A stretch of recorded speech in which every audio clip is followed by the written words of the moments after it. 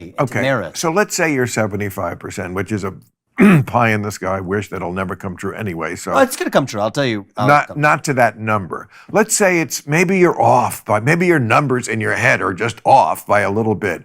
So let's say we get to 50%. Like we don't need half the government. That could be true. That absolutely could be true. And I've said half by the first year. And so if we discover that's good enough, then great. But here's where I'm at, is that the U.S. president is elected to run the executive branch of the government.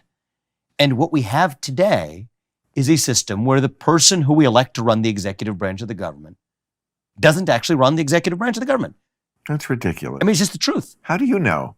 I mean, look at what they try to do. I mean, Trump says, I want to fire people. What did they tell him? You can't fire them because there's civil service protections. The law says you can't fire I thought we were talking someone. about Biden. Well, I'm saying in the last 50 years in this country, the people who we elect to run the government don't actually run the government. That's just a fact. George Washington, Thomas Jefferson, John Jay, if they walk around Washington, D.C. today, they say these are puppets. Well, who was running the government? A bureaucratic machine. The laws aren't made even in the halls of Congress. The person executing the law is not the person sitting in the White House.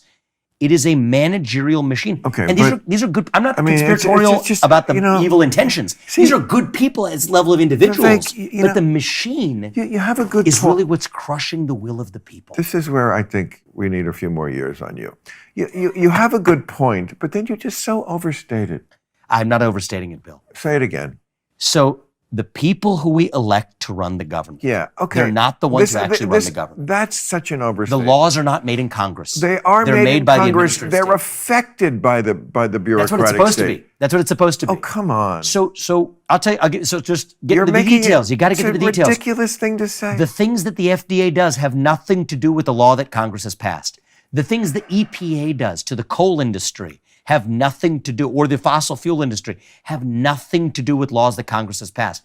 The Nuclear Regulatory Commission, the reason we don't have a new nuclear power plant in this country in 30 years has nothing to do with Congress stopping it. So if you tell the people of this country we don't have new nuclear energy for 30 years, you'd say, oh, well, the people we elect them out. It doesn't matter who you elect in or out. The fact has been the same for 30 years regardless, because the real laws are made by the administrative state. Okay.